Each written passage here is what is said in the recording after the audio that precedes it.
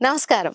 సంతోషం భక్తి ఛానల్‌కి స్వాగతం. డిసెంబర్ మాసంలో మేషరాశి నుండి మీనరాశి వరకు ఎలాంటి గ్రహస్థితులు ఉండబోతున్నాయి, అలాగే చేసుకోవాల్సిన పరిహారాల గురించి తెలియజేయడానికి మనతో పాటు ఉన్నారండి ప్రముఖ జ్యోతిష్యురాలు, శ్రీ విద్య ఉపాసకులు, వాస్తు జ్యోతిష్య నిపుణులు శ్రీమతి జయప్రద గారు. వారిని అడిగి మరిన్ని వివరాలు తెలుసుకుందాం. నమస్కారం జయప్రద గారు. నమస్తే అమ్మా, శ్రీమాత్రే నమః. మరి జయప్రద గారు, ఈ మాసంలో మేషరాశి నుంచి అలాగే మీనరాశి వరకు మరి ఫలితాలు ఎలా ఉండబోతున్నాయి, గ్రహస్థితి కానీ ఇవన్నీ వీటి గురించి మన ప్రేక్షకులకు తెలియజేస్తారా? తప్పకుండా. ఈసారి గోచారంలో గ్రహాల మార్పు అనేది పెద్దగా లేదు. ఎందుకంటే ఒకే ఒక గ్రహం మారుతుంది, రవి గ్రహం. సో రవి భగవానుడు డిసెంబర్ 16 నుంచి మారుతున్నారు. ఉమ్, డిసెంబర్ 16 వరకు అన్ని గ్రహాలు ఆ స్థానాల్లోనే ఉన్నాయి ఈ మాసం కూడా. ఉమ్, అయితే ఏంటంటే గోచారంలో గ్రహ మార్పు అనేది పెద్దగా లేదు గనక కొన్ని రాసులకి గత మాసంలో వచ్చిన ఫలితాలే ఉంటాయి ఈ మాసంలో కూడా. కొంతమంది కాస్తంత మార్పు, ఎందుకంటే రవి మార్పు తర్వాత శని భగవానుడు వక్ర త్యాగం చేసి నార్మల్ స్థితికి వెళ్తున్నారు గనక ఆహా, ఈ కొంచెం మార్పులు. ఉమ్, సో ఆల్రెడీ ఆయన లాస్ట్ మంతే వక్రగతి మాని నార్మల్ స్థితికి వస్తున్నారు. అందువల్ల ఏంటంటే శని భగవానుడు ఎక్కడైతే నార్మల్గా నడుస్తుందో అక్కడి నుంచి మళ్ళీ కొంతమంది కొన్ని రాసులకి అర్ధాష్టమ శని, అష్టమ శని ప్రారంభం అవుతున్నాయి. రవి భగవానుడు బలహీనంగా నుంచి ఒక మంచి స్థానంలోకి వెళ్ళినప్పుడు కొంచెం మంచి ఫలితాలు. ఉమ్, అయితే ఇక్కడ రవి, శుక్రుడు, కుజుడు, బుధుడు ఈ ఉమ్, 4 గ్రహాలు ప్రతి మాసం మారుతుంటాయి. ఓకే, ఈ మార్పు అనేది రావడం వల్ల చాలా రాసులకి అనుకూలం, ప్రతికూలం కనిపిస్తుంటది. అవునా, అయితే ఈ మాసంలో పెద్దగా మార్పు లేదు గనక ఉమ్, గత మాసం కంటే ఈ మాసం కాసంత మెరుగైన ఫలితాలు కొన్ని రాసులకి, ఉమ్, అవే ఫలితాలు కొన్ని రాసులకి ఉంటాయి అవునా, ఈ మాసం. ఉమ్, అది మనం చూసుకుంటే గోచారంలో ఉమ్, గురువు వచ్చేసి వృషభ రాశిలో ఉన్నారు, ఉమ్, వక్రిస్తూ ఉన్నాడు ఆయన. ఉమ్హు, వృషభ రాశిలో ఉండి ఉమ్, కర్కాటక రాశిలో కుజుడు బలహీనంగా ఉన్నారు. అవునా, తర్వాత ఉమ్, కన్యా రాశిలో కేతువు, ఉమ్, వృశ్చిక రాశిలో రవి బుధులు కలిసి ఉన్నారు. ఉమ్, కుంభ రాశిలో శని భగవానుడు, ఉమ్, మీన రాశిలో రాహు. ఉమ్, సో ఈ మన గోచారంలో చూసుకున్న గ్రహస్థితి అంతా కూడా ఈ విధంగా ఉన్నాయి.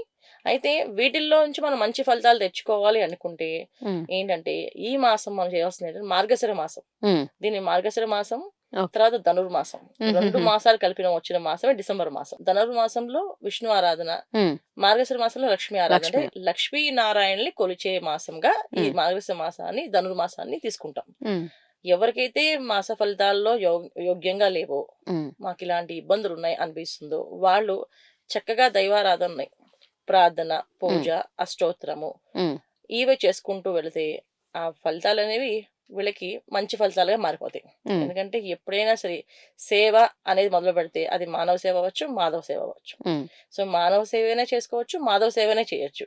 ఈ రాశి ఫలితాలు వినడం ఎందుకు అంటే మనకి ఒక ముందు చూపు. ఉమ్, ఒక పని చేయాలి అవును, అంటే చేస్తే బాగుంటుందా బాగుంటుందా. ఈ మాసంలో కొన్ని విషయాల్లో ఇల్లు కట్టొద్దు అన్నాం అనుకో, ఇంటి గురించి మాట్లాడొద్దు అన్నా అనుకో, ఈ ఉమ్, మాసం ఆడుకుంటే సరిపోతుంది.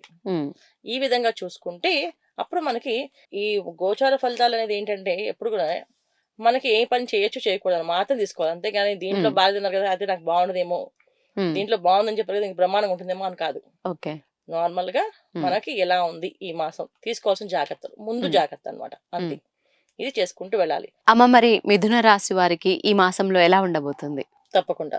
సో మిథున రాశి వాళ్ళకి ఈ మాసం చాలా అనుకూలంగా ఉంది. అంటే గత మాసంతో అంతకుముందు మాసంతో పోల్చుకుంటే గత మాసం నుంచే కాస్తంత మంచి మార్పులే వీళ్ళకి మిథున రాశి వాళ్ళకి ఉన్నాయి. ఉమ్, అయితే ఈ మాసంలో ఇంకాస్త మెరుగైన ఫలితాలు కనిపిస్తున్నాయి వీళ్ళకి. అవునా, ఉమ్, ఎందుకంటే వీళ్ళకి ద్వితీయంలో కుజుడు ఉమ్, కర్కాటక రాశిలో, సో బలహీన పడి ఉన్నాడు. ఉమ్, తర్వాత వీళ్ళకి అన్నిటికంటే ఏంటంటే రవి బుధులు ఇద్దరు. ఉమ్, సో వీళ్ళు 6వ స్థానంలో రవి బుధులు ఇద్దరు కూడా యోగిస్తారు. ఉమ్హు, మార్కెటింగ్స్ లో రంగాల్లో ఉండేవాళ్ళు, మీడియా రంగంలో ఉండేవాళ్ళు, ఉమ్, యాంకరింగ్స్ చేద్దాం అనుకునే వాళ్ళు, వీళ్ళందరికీ కాస్త మాటల్లోంచి ఒక ఉమ్, వింత ధోరణ, అంటే ఉమ్హుహు, చేసే రొటీన్ గా కాకుండా భిన్నంగా చేస్తారు వీళ్ళు. ఉమ్, ఆ భిన్నంగా చేసే విధానం ఏదైతే ఉందో వాళ్ళకి అది ఉమ్, చాలా అనుకూలం ఇస్తుంది. ఎందుకంటే రవి బుధులు ఇద్దరు కూడా అంటే వాక్ కారకుడు బుధుడు. ఉమ్, సో వాక్ని బాగా బ్రహ్మాండంగా ఇస్తాడు, రవి అధికారాన్ని ఇస్తాడు. ఉమ్హుహుహు, సో వాళ్ళ మాటల్లో ఆటోమేటిక్ గా అధికారం కనిపిస్తుంది, ఆ చాకచక్యం కనిపిస్తుంది, ఆ ఉమ్, తెలివితేటలు కనిపిస్తాయి. ఉమ్, సో మీడియా రంగంలో ఉండే వాళ్ళకి అంటే కొత్తగా ఛానల్స్ పెట్టే వాళ్ళకి కొత్త కొత్త క్రియేటివిటీస్, ఉమ్, ఈ విధంగా చేద్దాం, ఇలా చేస్తే బాగుంటుంది జీవితం, ఉమ్, ఇలా కాదు, ఇలా ఉంటే లైఫ్ ఇలా ఉంటే ఇబ్బంది పడతాం, కానీ ఉమ్, ఇలా మార్పు రాదు. ప్రతిదీ మార్పు అనేది వాళ్ళ ఆలోచనలో బ్రహ్మాండంగా ఈ మాసంలో వీళ్ళకి యోగిస్తుంది. ఉమ్హుహు, సో మీడియా రంగంలో, సినీ రంగంలో రైటర్స్ గా ఉండే వాళ్ళకి, మార్కెటింగ్ లో రంగాల్లో ఉండే వాళ్ళకి అందరికీ చాలా అనుకూలంగా ఉంది మిథున రాశి వాళ్ళకి. ఉమ్, అయితే ఎవరికి బాలేదు అని అంటే ముఖ్యంగా వ్యాపారాలు చేసేవాళ్ళు ఉమ్, కాస్తంత ఇబ్బంది ఉంది. ఓకే. ఎటువంటి హ్మ్. ఇబ్బంది అంటే ఆర్థిక పరమైన ఇబ్బంది. హుహుహు. ఎప్పుడైతే కుటుంబ స్థానంలో కూర్చొని ఉన్నాడో తెలియని ఖర్చు పడుతూ ఉంటుంది. ఒకటి మించింది ఒకటి. ఒక దాని తర్వాత ఒకటి వస్తూనే ఉంటుంది. హ్మ్. ఇది అయిపోయింది. దీన్ని చేసేసాము. హమ్మయ్య! అనుకోవడానికి లేదు. మళ్ళీ హ్మ్. ఏదో ఒక ఖర్చు వస్తుంటది. అది మంచి ఖర్చు అవ్వచ్చు, చెడు ఖర్చు అవ్వచ్చు. మంచి ఖర్చు అంటే ఏంటంటే మన ఇంట్లో వివాహాలు అవుతున్నాయి. అయితే ఇల్లు కడుతున్నాం. హ్మ్. దానికి డబ్బులు ఖర్చు అవుతున్నాయి. హ్మ్. దానికంటే ఎక్కువ సిమెంట్ తీసుకోవాల్సొస్తే, ఎక్కువ ఇసుక వేసుకోవాల్సింది, అలాగా. ఏదో ఏదో ఆ! అనుకున్నా ఖర్చు హ్మ్. ఎక్కువ అవుతుంది. ఆ!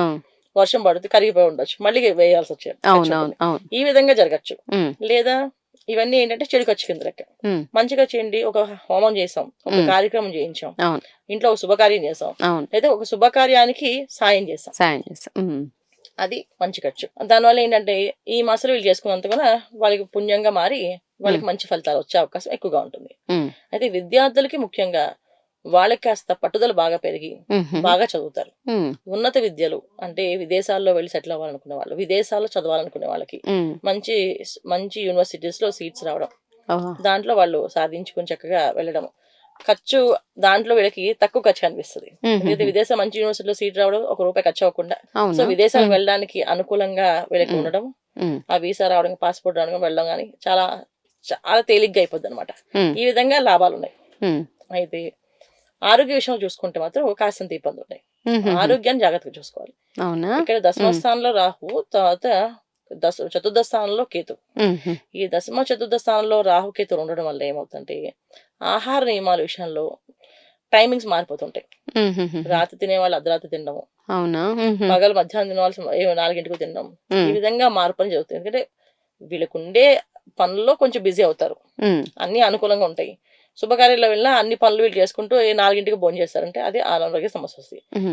ఆరోగ్యం తప్ప ఈ మాసంలో వీళ్ళకి అన్నీ బావున్నాయి. హ్మ్. సో, ఆరోగ్య విషయంలో వాళ్ళు చాలా చాలా జాగ్రత్తగా తీసుకోవాల్సిన అవసరం అయితే ఉంది. హ్మ్.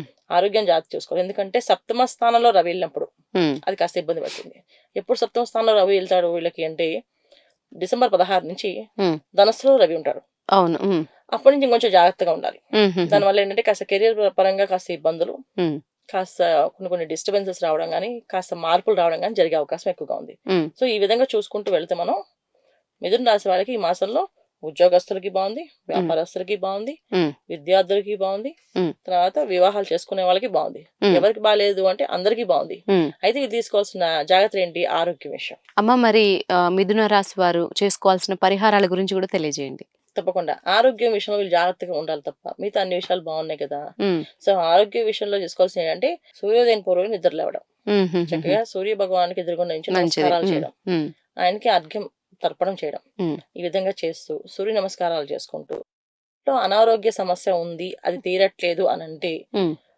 ఆ ఇంట్లో రుద్రాభిషేకం చేయించడం. హుహుహు. రుద్రాభిషేకం ఇంట్లో చేయించుకోవడం. హ్మ్. కుదరలేని వాళ్ళు గుళ్ళో చేపించడం. హుహుహు. తర్వాత గుళ్ళో అరుణ పారాయణ చేయించుకోవడం. హ్మ్. ఈ విధంగా చేసుకుంటూ వెళ్ళాలి. బాగా అనారోగ్య సమస్య ఎక్కువగా ఉంది అంటే ఇంట్లో హ్మ్. ప్రతినిత్యం ఆదిత్య హృదయం చదవడం. హుహుహు. ఇది చేసుకుంటూ వెళితే హ్మ్. వీళ్ళకి కాస్తంత అన్నీ అనుకూలంగా మారి హ్మ్. ప్రతి పని చక్కగా అయిపోతుంది. హ్మ్. అది వీళ్ళు తీసుకోవాల్సిన జాగ్రత్తలు, పరిహారాలమ్మా. అమ్మ మరి మిథున రాశికి సంబంధించి ఈ మాసంలో ఎలా ఉండబోతుంది? తీసుకోవాల్సిన పరిహారాల గురించి చాలా చక్కగా తెలియజేశారు. ధన్యవాదాలు. నమస్తేమ్మా. శ్రీమాత్రే నమః. చూసారు కదండీ! మరి డిసెంబర్ మాసంలో తీసుకోవాల్సిన జాగ్రత్తలు, అలాగే చేసుకోవాల్సిన పరిహారాల గురించి ఏ ఏ రాశి వారికి ఎలా ఉంటుందో చాలా చక్కగా తెలుసుకున్నారు కదండీ! మరి ఇది ఇవాల్టి కార్యక్రమం.